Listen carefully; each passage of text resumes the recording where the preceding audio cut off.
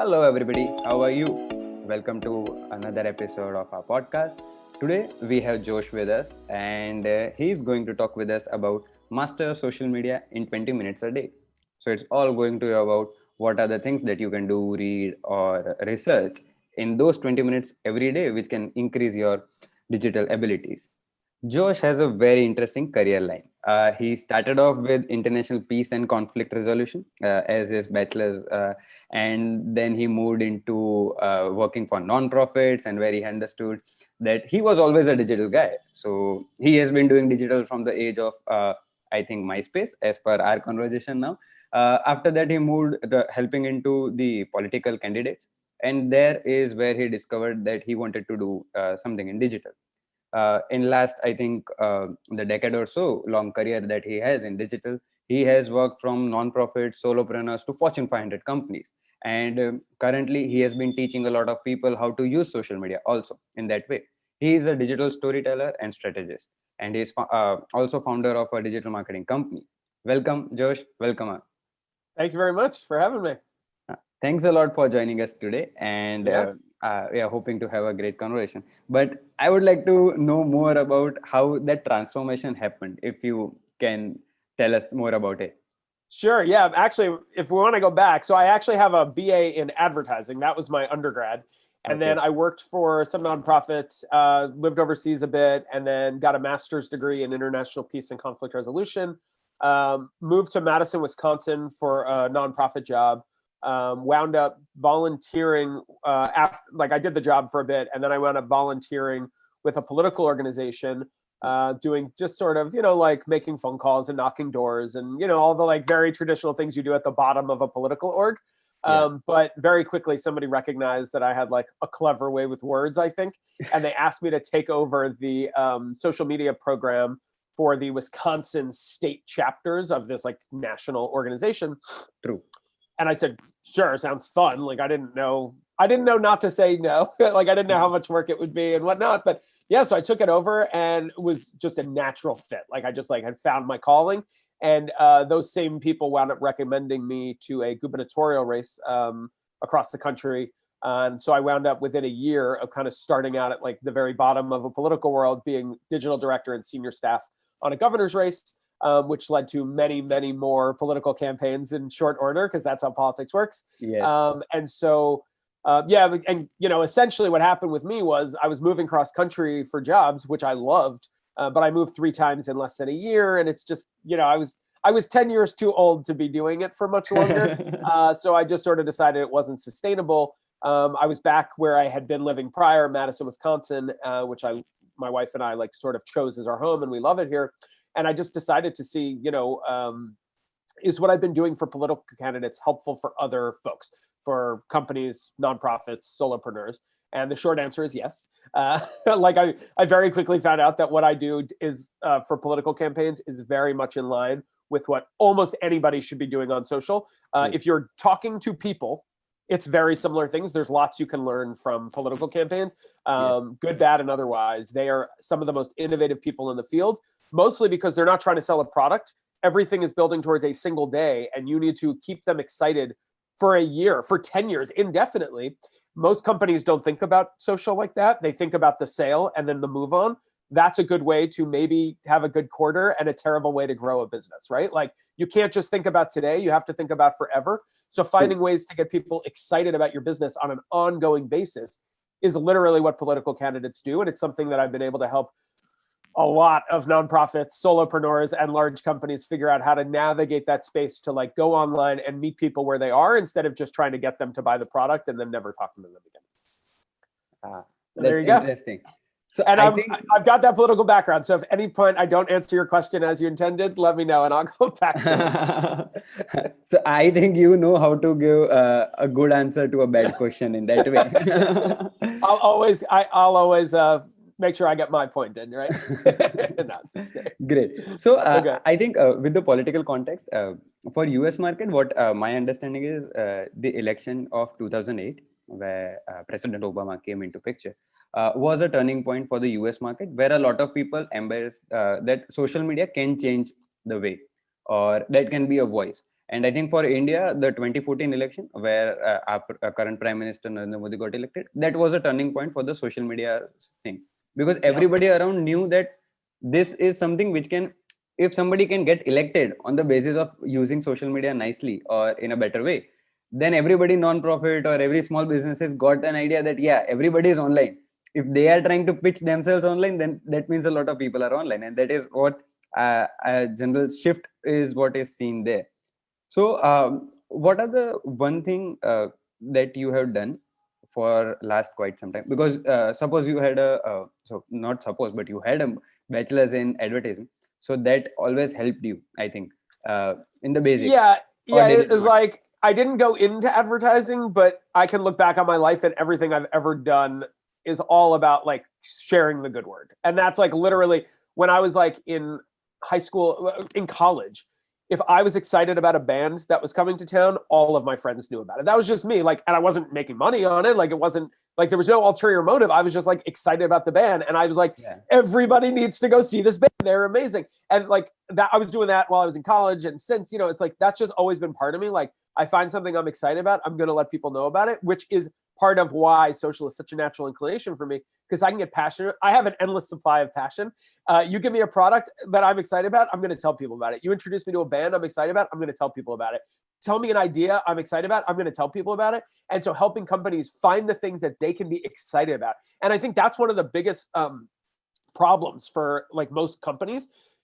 Social media is an afterthought. They're having a hard time finding a way to like work it into the day, which is the whole point of mastering your social in 20 minutes a day. But at the end of the day, so much of it feels like a burden because they're advertising to their audience instead of communicating with their audience. They're not building a relationship with their audience.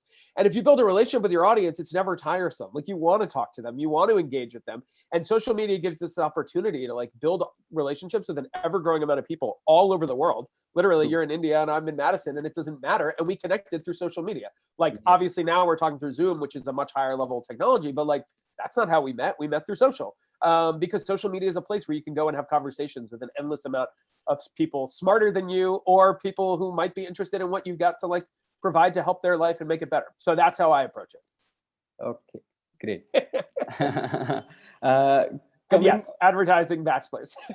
Yeah, so coming to that point, Yeah, exactly. it always help you in gaining that knowledge. But if somebody suppose is from any other field, and as social media is so exciting, and sometimes a lot of small agencies which are maybe into web development or maybe into UI UX or maybe into any other kind of thing, they might not have the core knowledge of advertisement or advertising in that way. So how would you suggest them, so how can they up their game as at an individual level, because they cannot again hire a agency for doing their social media on an Of individual course. basis? So what kind of things should they keep in mind in the first place? So the very first thing they should keep in mind is how can they add value to their potential clients' lives. I always ask. I do a lot of public speaking, and I always start my. I love to start my presentations with two questions. I'm in a room full of marketers, right? And my first question is, who here logs onto social media hoping to be pitched to?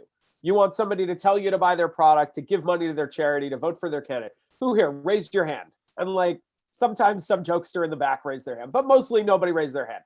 And then True. I say, great. Now, how many of y'all go on social media and pitch? And if they're honest, they Everybody. all raise their hand because that's what it is. So there's a broken dichotomy between how we marketers use social media to market our product, whatever that means. It could be a service, it could be a charity, it doesn't matter. How we market ourselves versus how we go on social media as users, there's a broken dichotomy. And until we find a way to bridge that gap and solve that problem, we're never going to be happy with the results we see on social. Because if you're just going on social media 3, 4, 5 times a week and telling people to buy from you, you're going to fail. And failure does not mean that you won't succeed in business. It means you're never going to grow the community you want to grow. So the very first thing to do is ask yourself, what would actually be helpful to your audience? That could literally be comedy. Like maybe you're funny and you add value. Look at Wendy's on Twitter, found a way Yes. to be funny for their audience. Like, does that sell hamburgers? Not in theory, but in reality, it absolutely does. Like, tons of studies have shown that they've gotten endless amounts of free marketing. Not free. I mean, they're paying Yeah. plenty to run that program, but like they're just on Twitter cracking jokes and people love it. Love it. So, maybe it's funny, maybe it's education, maybe it's, just talking about what's going on in the world right now in like a more casual way that helps people understand like, oh, you're a product that can help me and you get me. So the very first thing I would say is be helpful. The next thing I would say is Think about social media as a giant networking event. If you're, and this is hand in hand with the be helpful, but if you walked into a networking event and walked up to everybody you met and handed them your business card and told them what you were selling, you know how many business cards would wind up in the trash? All of them. Nobody's keeping a business card from somebody who spends the whole time trying to sell their product. But you walk into that same networking event with those same business cards and you have honest conversations where you don't try. I always tell people, don't write or speak to sound smart, write and speak to make your audience feel smart. You walk into that room prepared to educate people about the things like, oh, you're a car expert? Oh, did you know this? Oh, you've got a question? Let me answer it. I can't tell you how many times I've walked into networking events and somebody has sat and chatted me up asking me digital questions. I'm thrilled to answer it. And you know what? I never expect that to lead to clients, but sometimes it does. And that's great. Like, that's what it's all about. And social media is the exact same way. You're like building long-term relationships with lots and lots of people, knowing that most of them are not going to buy your product, or certainly some of them aren't, but some of them are. And, you know, essentially what I'm talking about here is content marketing. It's putting value into the world as a way to market the value you add to the world. So that's the most important thing I would tell people is stop trying to sell your product, start trying to build your brand on social. Okay. So what I take is conversations are important rather than conversations and value. Value. Yeah. So if you're just telling people why they should hire your, or, you know, use your software as a service, guess what? They're not following you on social. Like, nobody's going to do it because it's not helpful. Instead, show me how your software actually makes my life better, Right. and do it in a way that speaks directly to me. I worked on a political campaign once that we literally implemented something we called the grandparent rule, because we sent out an email that 3 or 4 of us had signed off on, and it was very obvious what we were saying to us. And then a bunch of people who were essentially our grandparents' age replied that they were confused. Was that their fault? It was not. It was our fault. We did not understand our audience, and we learned. And the grandparent rule can also be the grandkid rule, right? Yeah. Like, you want to go on TikTok, you better make sure that a 12-year-old thinks what you're doing is interesting, or don't go on TikTok, right? Like, if you can't speak to 12-year-olds, you shouldn't be on TikTok, and that's okay. But who is your audience? If you're selling tennis shoes for kids, like, you should be creating content that speaks to them. And if a 12-year-old hasn't seen some of your content and weighed in, it's probably not as good as you think it is, right? Like, give them a chance to tell you. And that goes for if you're trying to speak to women and you're a bunch of men, if you're trying to speak to people of color and you're a bunch of white people, like, whoever it is, like, understand. And frankly, if you're a bunch of white people, you shouldn't be speaking to people of color. You should be bringing in people of color to join you in that conversation. Goes without saying, hopefully. But, like, my point is, you have to speak the language your audience is speaking in the way that they're speaking it. Great. Extending that question of speaking to the audience in that way, a lot of people in the initial days do not have that kind of brand building activity or the budget in the first place. Another thing is, it is also sometimes a lot of heavy thing to do for them, because they are already doing their 8 hours of work, and then they have to do that thing. So initially, a lot of times the personal branding aspect of a founder in an agency or something of that sort always works out to get them more leads. You will see a lot of founders on LinkedIn trying to build personal brands in that way. What would be something or a platform where you have seen for agencies specifically in that way? So what is the platform that you have seen is always useful for them? Because sometimes people say Pinterest is useful. Sometimes people say TikTok is useful in that way, because a lot of education content is also there on TikTok and a lot of users are there. Sure. So what should be the priority, and how should people judge the platform? Because not somebody is not going to be there on YouTube, TikTok, Facebook, Instagram, Snapchat, and all not in 20 minutes a day. They're not. Yeah. So what should be definitely the judgment of what should he or she do in that 20 minutes, and how should he take forward with which platform to choose? Sure. I mean, the first question I would ask, bar none, is where's your audience? If your audience is on LinkedIn, that's where you should be. If your audience is on Twitter or Pinterest or TikTok, that's where you should be. And that's not always an easy question to answer. Like, just looking at demographic breakdowns is not the same. So, you know, literally, if you're selling a product or a service or something and you don't know anybody who might want to buy it, you've got a bigger issue at play, right? Like, the first thing you need to do is understand your market. The next thing you do is need to have conversations. Literally, just pick up the phone. Hey, which channels do you spend time on? Like, get a sense of the people that matter to you, where they are. The next most important thing about a channel is that you're comfortable with it, because I'm talking about a founder here that, like, is maybe going to put in a little bit of time a week, you know, 20 minutes a day.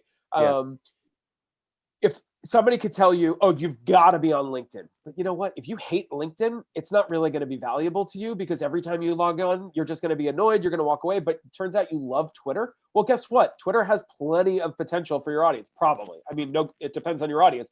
But like, so the two things I would say is, where your audience and where do you like spending time? The next thing I would say is, do not be on more platforms than you have the bandwidth to manage. It is not better to be bad at a bunch of channels than it is to be good at one channel. So I would always recommend you start small, start with something you can actually handle, because you're better off not having an Instagram account than having an Instagram account that hasn't posted in 6 months, right? Like, that just makes you look small.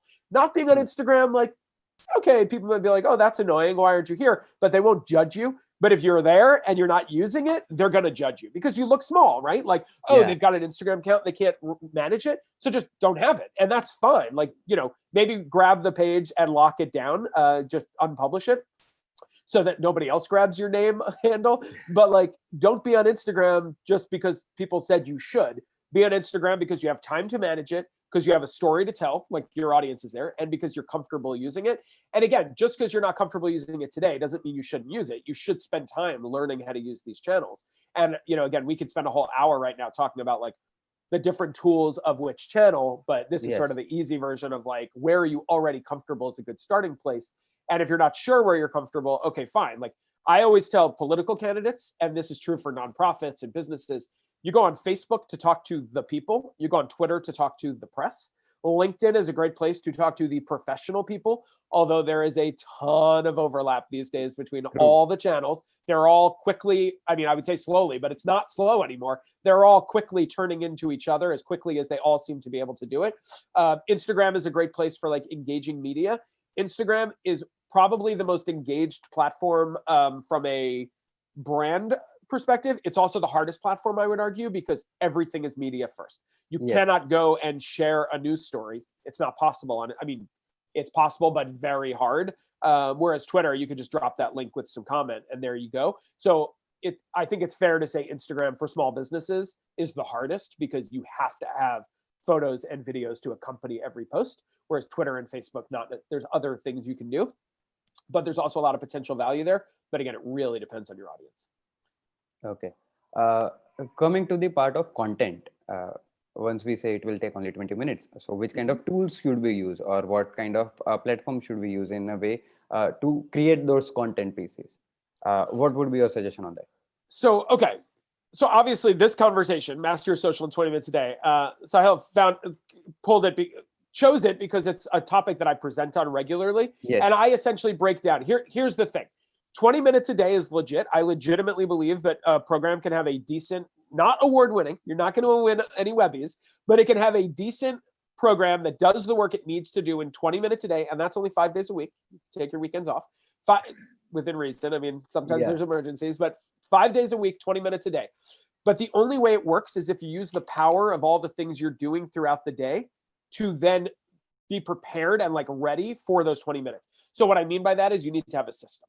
If you don't have a system, 20 minutes a day is impossible. If you have a good system, 20 minutes a day is absolutely possible. And when I say system, what I mean is set up channels and ways that your content comes to you, and set up channels and ways that you can track the content that interests you, so that when you're ready to do your scheduling or your posting, it's there waiting for you.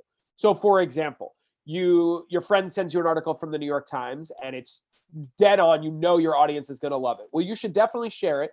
But your 20 minutes a day is tomorrow morning at 9 a.m. and it's 3 p.m. and nope, not time for social. You got that on your calendar. So, okay, fine. So you put it away. If you tell yourself, I'll find it again tomorrow, that's 10 of your 20 minutes. It ain't going to happen. You need to then take that URL, drop it right into someplace. That someplace could be literally a notepad on your phone. It could be a email chain, like for those who don't know, Gmail. If you send yourself an email with the same subject line, it will create a chain. So you can literally have a unique chain that just keeps adding to it. So they're all there waiting for you. You could use a Google Drive. You could use Evernote. You could use a browser extension. Literally, Facebook Saved could be your way to do it. It doesn't matter what your system is, and I can't tell you what it should be. It has to work for you. I'll tell you what my system is: Notes. I love my notepad. It syncs seamlessly between my iPhone and my computer. I'm on it all the time. I run my business through Notepad. Most people probably think that's silly. For me, it just works. I love it. So then that's the first part. The second part is, so you've captured the things, and that could be anything from an article that was helpful to a video you read to a picture to like an anecdote somebody told you. Write yourself a note so you remember you've got that content stored someplace waiting for you. The second part is, how do you find more content? And that content, if you're out there searching the internet for content, you should be letting the internet do it for you. And there's so many ways to do it. I'm going to share a couple with you. So first of all, if you're not already using Feedly or a similar RSS feeder, you should be. I'm not an affiliate of Feedly. I don't get paid if you sign up. I just like it. But Feedly is an RSS feeder. You probably know what that is, but for your audience who might not, really simple syndication. Essentially, you can go on Feedly or a similar free RSS feeder and tell it to track as many different blogs as you want. And blog could be anything from Julia's down the street cookbook to the New York Times, like anything. Anybody who's putting content on the internet, Feedly can pull that RSS feed, and you can actually batch it into different categories. So literally anytime I'm like, I haven't shared a post on Twitter today, what should I share? I can head over to my Feedly and look just at email marketing, just at social media marketing, just at Facebook advertising marketing, just at nonprofit news, anything I want. I've got it broken down so the content is just waiting for me. Take advantage of a program like Feedly because you can find great topics in a matter of 90 seconds that would have taken you 90 minutes to do if you were just searching around. So Feedly, definitely something you should use. I highly recommend you get yourself onto email lists. That can be of your competitors, but use a different email address. Don't use your company email, but they're probably on your list. You should probably be on theirs, know what they're saying. But also influencers in the market. You know who else is a really good email list to join? Your clients. See what your clients are talking about to their people. I'm talking about a public email list. I'm not saying hacking your way in. Like if they have a public email list, sign up. Like check out what they're up to. It's a great way to keep tabs on them. They win an award. You want to know that. So you can drop them a note and congratulate them. Let them tell you they won that award. And you can literally have a separate email address or even a filter within G Suite or Outlook set up so that it's just there waiting for you. A couple other things I highly recommend. Set up Google Alerts. I hope this goes without saying, but set up Google Alerts for yourself, right? Like if somebody mentions your company online, you want to know, but also set up Google Alerts for key terms of the industry. So they're not necessarily just about you, but also like, you sell shoes and you want to know that like rubber prices went up or down, whatever, like you want to keep tabs on like big key terms. Google Alerts can be a great way to do that. And you can have those sent to you just once a day or even just once a week, like in digest form. So if it's a key term that's getting used a lot, you might not want those as they come, but you can just drop those into a daily or weekly. Whereas ones that have your name in it, you probably want those as quickly as possible. Two others that I'll mention, Facebook pages to watch. It is a secret weapon that Facebook gives us that nobody uses. If you go to your Facebook analytics, it's called Insights, and you go down to the bottom of the overview page, you can track public Facebook pages without them knowing it. And it's all public data, but Facebook organizes the data in a way that is extremely beneficial. It will literally tell you what those pages are doing well on social. And what I always tell folks is don't steal that, be inspired by it. If every one of your competitors is sharing this new study that the New York Times shared, you should probably share that new study too, because if it speaks to their audience, it speaks to yours. And I just want one more. I know I've given you this might have been a bigger answer than you were expecting. I don't know, but I clearly love this stuff. If it's not clear, I can talk about it forever. So the other big one is Twitter lists. Even if your brand is not on Twitter, I highly recommend set up a burner account and set up Twitter lists. Twitter lists are one of the most powerful way there is, in my opinion, to listen to the people that are talking about the news of the day, namely journalists, influencers, also potentially your audience, like your customers. There's two kinds of Twitter lists, public and private. A public list, they'll get a notification if you add them to it. Anybody can subscribe to it. Anybody can see that you've created it. So if you're creating a competitor list, you probably don't want to create it publicly. You probably want to create it privately. And for your audience, you might want to create that one privately too if you don't want if you're worried about your competitors finding your audience, your customers, create it privately. But like influencers, people you respect in the field, that stuff could be public. They want to see that you respect them in the field. It's actually a nice way to sort of build a bridge. Once you've created those Twitter lists, you can use a free tool called TweetDeck, where you can literally just have a stream of as many different Twitter lists as you want. so that literally once a day in your 20 minutes, you can hop into TweetDeck and just scroll back to where you left off and see everything that's happened since the last day. I covered a couple of those topics, including Twitter lists, Google Alerts, and Facebook pages to watch in my podcast, which is called Step Up Your Social. You can listen. All the episodes are short, around 10 minutes or less, and provide quick actionable tips to take your digital marketing to the next level. You can listen to all episodes for free at steputyoursocial.com or wherever you stream podcasts. So if you want like more info on how to set up and how to use Twitter lists or Facebook pages to watch, head over to stepupyoursocial.com and listen to them today. Great.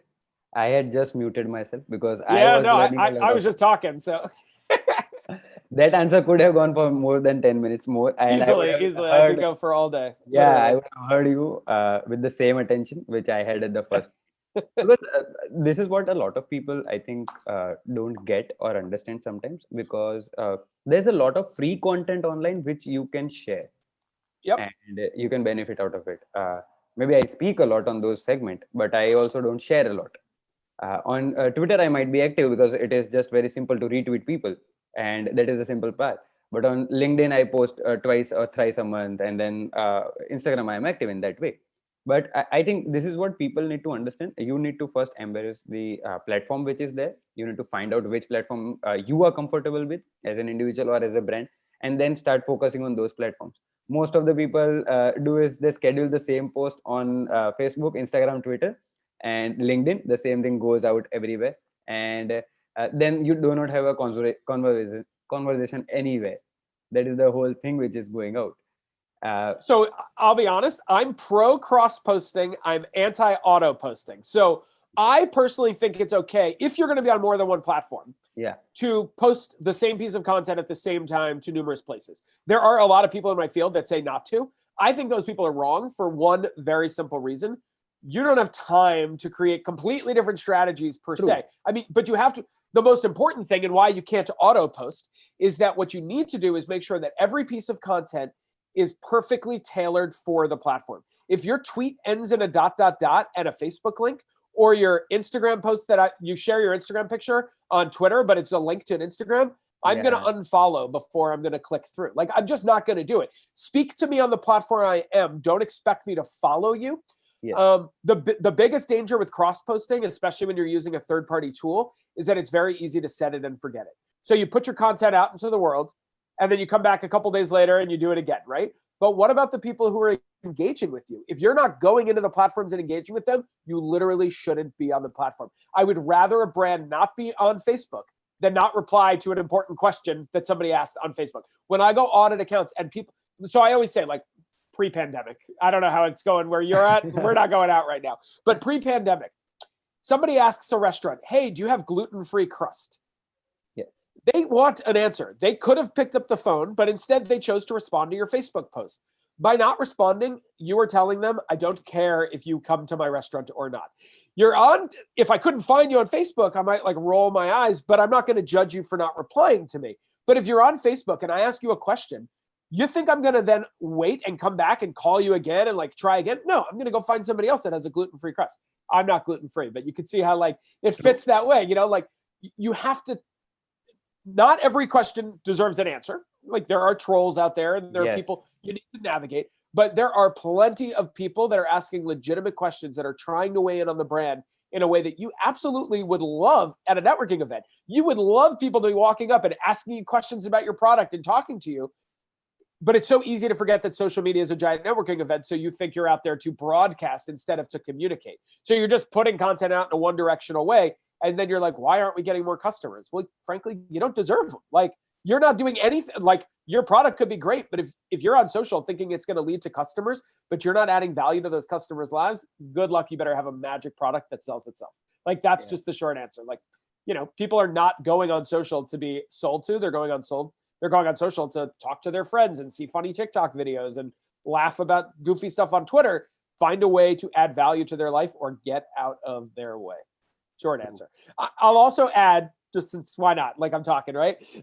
It's a big topic. So I've broken down the 4 things you need to do in your 20 minutes a day into I've broken it down into 4 tasks. So Okay. on a weekly basis, you have 4 tasks that are involved in telling your story.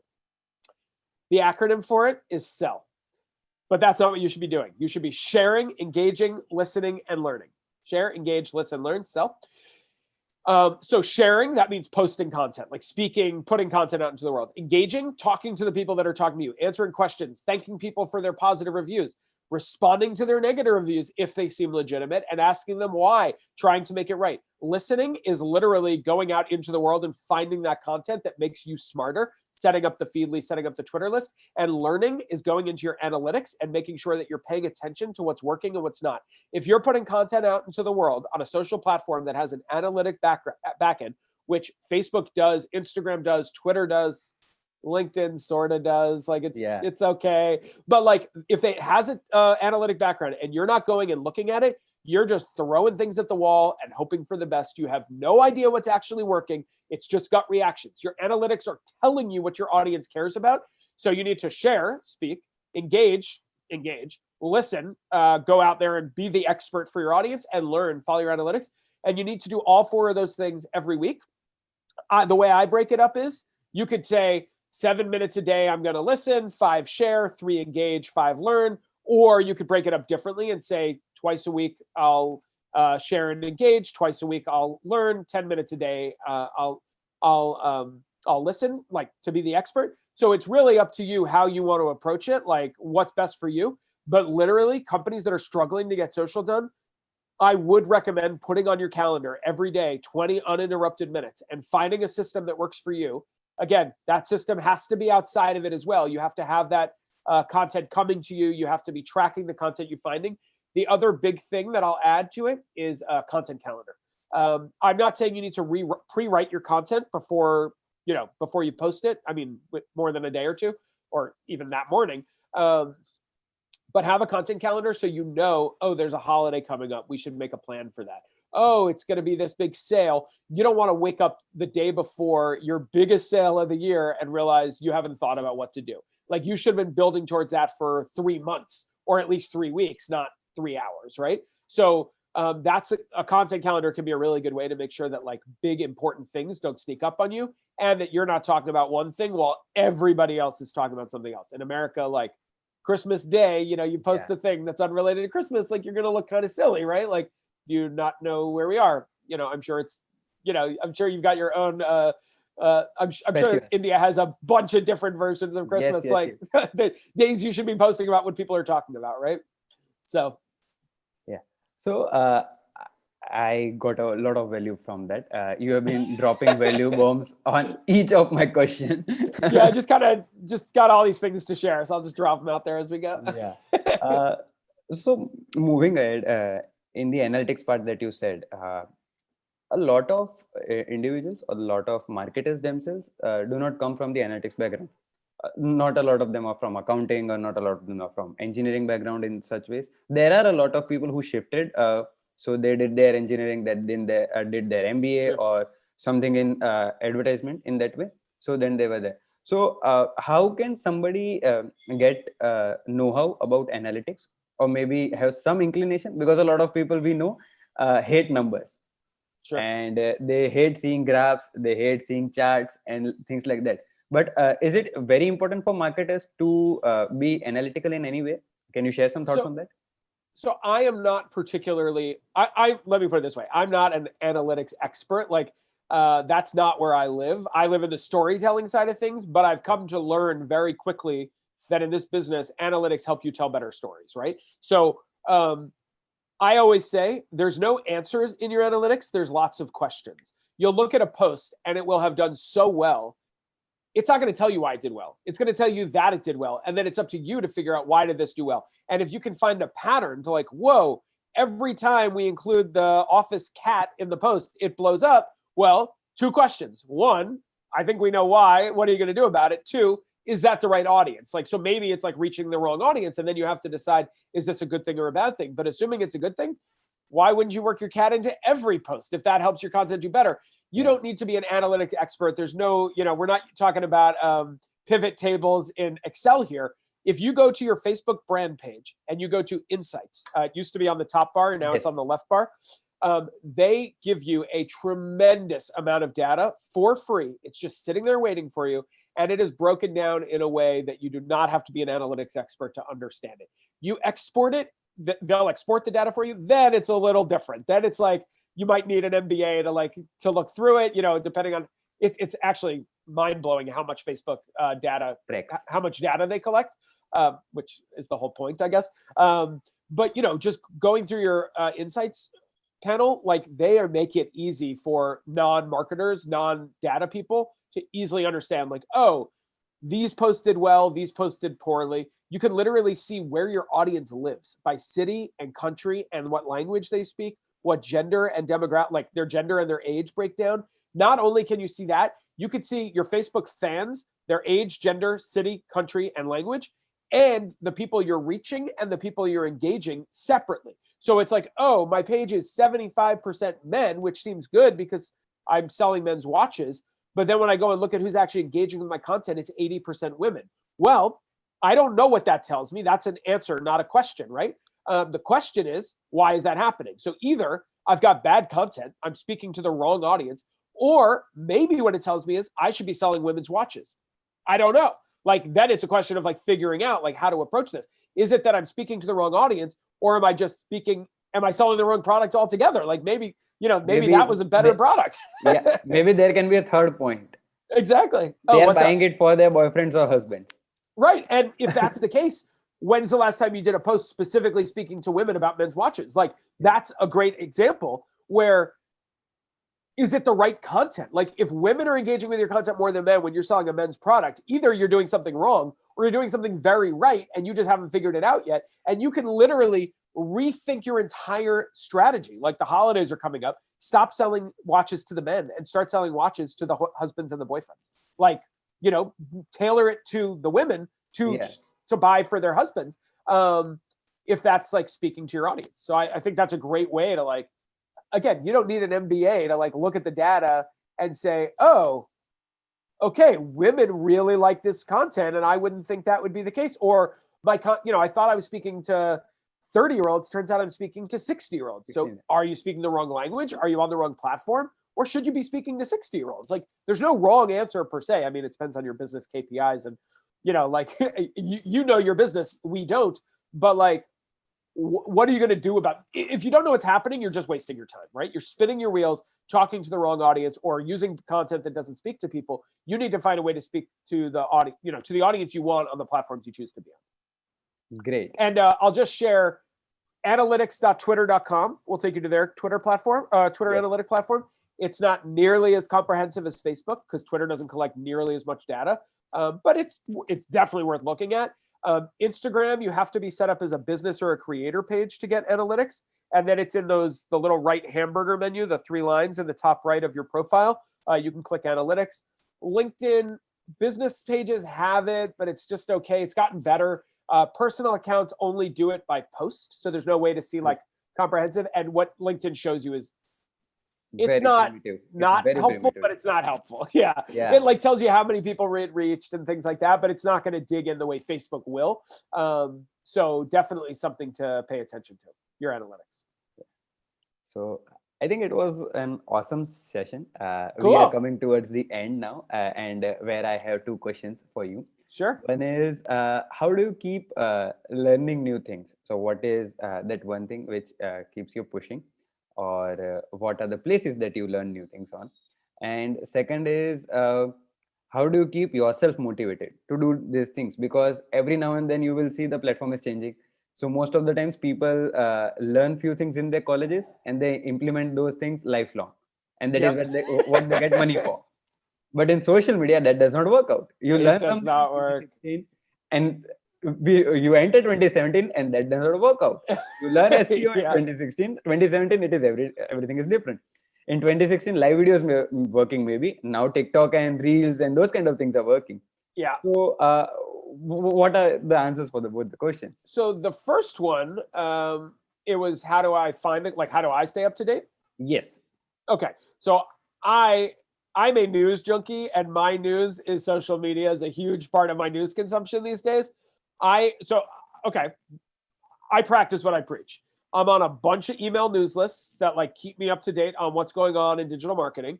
Yeah. Facebook groups have become by far my most valuable networking resource. They're not necessarily a great place. I have gotten clients out of Facebook groups, and I've helped clients set up Facebook groups to add great value to their business.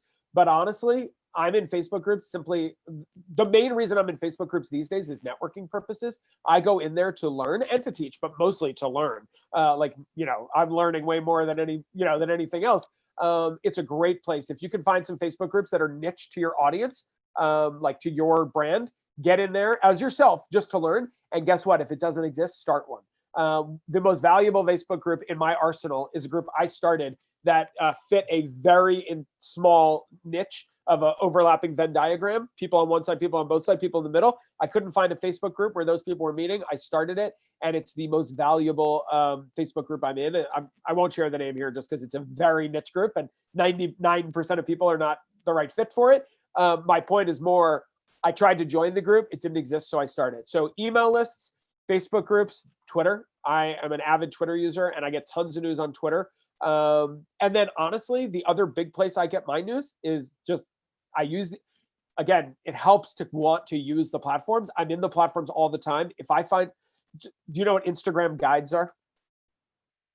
It's okay if you don't, because they just came out and there's been very little fanfare about it. But I was literally poking around in the new Instagram, UX, like that they just rolled out a couple weeks ago. And I saw this thing called guides, and I was like, what the heck's an Instagram guide? Because it didn't exist. A month ago, there was no such thing.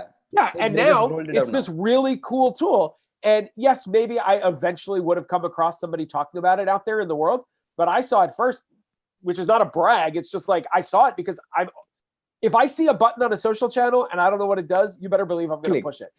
You're not going to break your channel. Like, don't publish anything you don't mean to publish. But like, if you see something interesting, dig in. And I think that's true for your world too. Like, I mean, you being anybody, software as a service. Like, if you're not spending time on the kind of websites that should be using your software and seeing what they're doing to innovate, I guarantee you somebody's doing it better and a whole lot of people are doing it worse. Learn from the ones who are doing it better and learn from the ones who are doing it worse. Like, figure out where those pain points are and then help people solve them. So I highly recommend you do that. And then obviously for your audience, if you want to skip some of these steps, you can follow me on social because I share the cool stuff that I find all the time, and I don't do any pitching pretty much ever. I might occasionally promote that my light just went off. Sorry. I might occasionally, my lamp just burned out or something.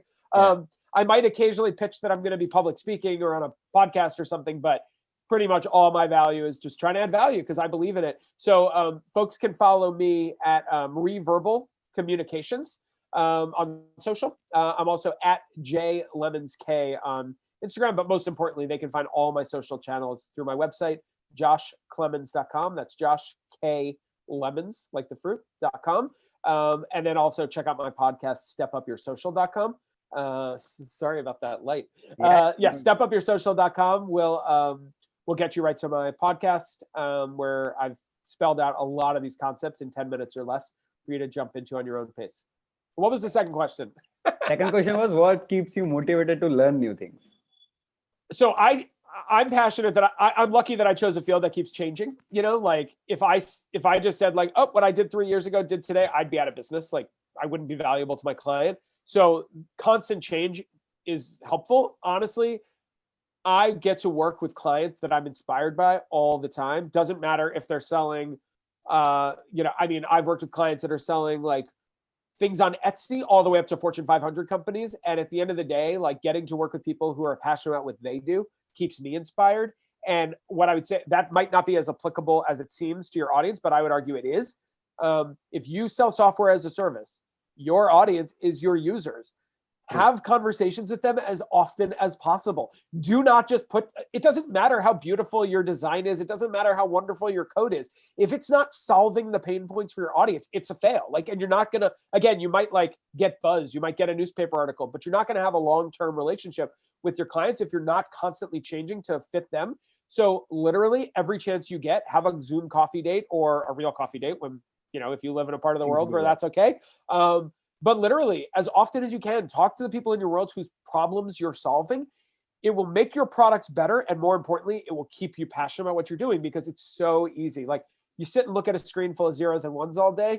that passion is not sticking around. You get on the phone and realize that those zeros and ones are literally helping people hire new people, grow their businesses, solve problems.